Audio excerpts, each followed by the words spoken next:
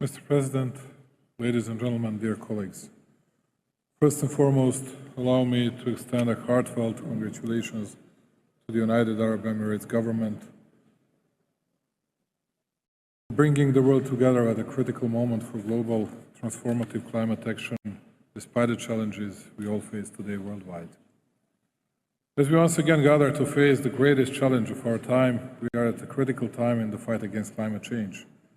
Catastrophic global warming and ongoing extreme weather events are casting a dangerous shadow over our collective future.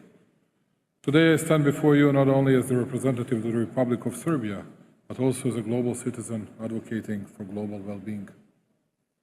Across the border of the Republic of Serbia, the echoes of climate change resonate disturbingly loudly.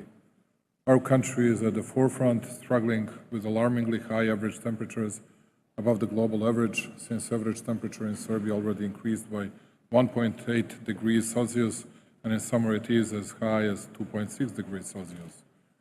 At the same time, climate projections indicate that if we continue business as usual, by the end of the century we can expect an increase in the average temperature up to 5.8 degrees Celsius, a cataclysm of a kind that threatens our economic and social fabric. This year will most certainly take the infamous title of the warmest ever recorded, not just globally, but in our country as well. Aside from warmest months ever recording being July, August, September, and October, we witnessed for the first time 2 tropical nights with temperatures over 20 degrees Celsius during the month of October, which is unheard of in Serbia. In addition, we are still calculating the damage drought made to our economy last year, while on the other hand, severe storms devastated our cities, causing a vast damage as well. We must stand united against climate change, and we must act now. We will continue to contribute to the global fight against climate change by improving our national system for mitigation and adaptation in line with our national circumstances and with the support of our development partners. In steadfast response to this existential threat, I'm honored to announce the government of the Republic of Serbia's unwavering commitment. In June of this year, we charted a transformative course with the adoption of our low-carbon development strategy, which served as the basis for revised national determined contribution that raised the ambition of our initial NDC by more than 3 times. Long-term requirements of the Paris Agreement as well as the EU accession process are the basis for long-term vision of the strategy that by 2050 Serbia will be a low-carbon society with a competitive and resource-efficient economy which provides to citizens new, green jobs and quality life in a climate-resilient society.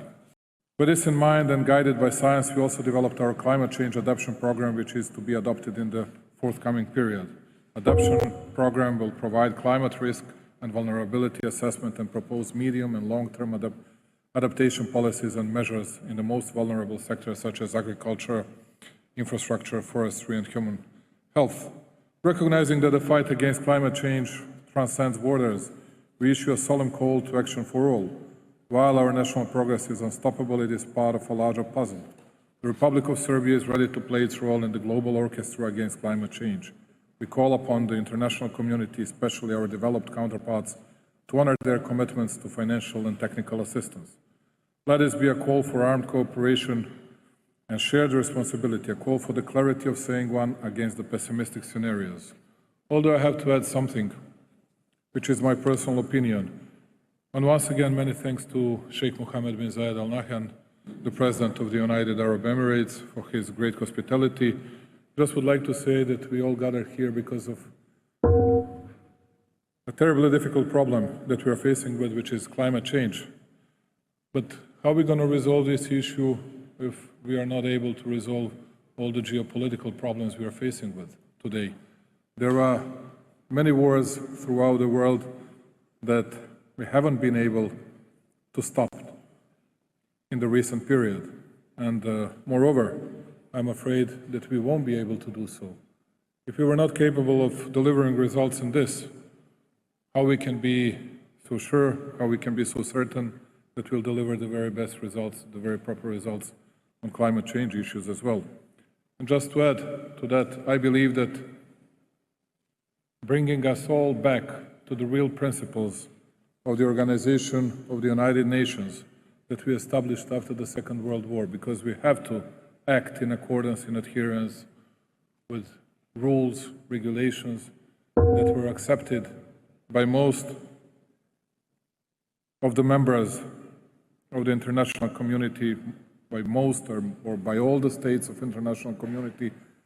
It has to happen, otherwise we'll always face arbitration, different approaches, and we'll never deliver better results even on this. You cannot have different approaches towards territorial integrities of some countries, and we as Serbia know this better than anyone else dare to say. And on the other hand, I heard today a phrase, as we come together, as we come together, as we come together. Let us find a common denominator which will find a way, find a path to resolve firstly the biggest geopolitical issues, and then to tackle in a very proper way an issue of climate changes, which is becoming one of the most important. Thank you once again.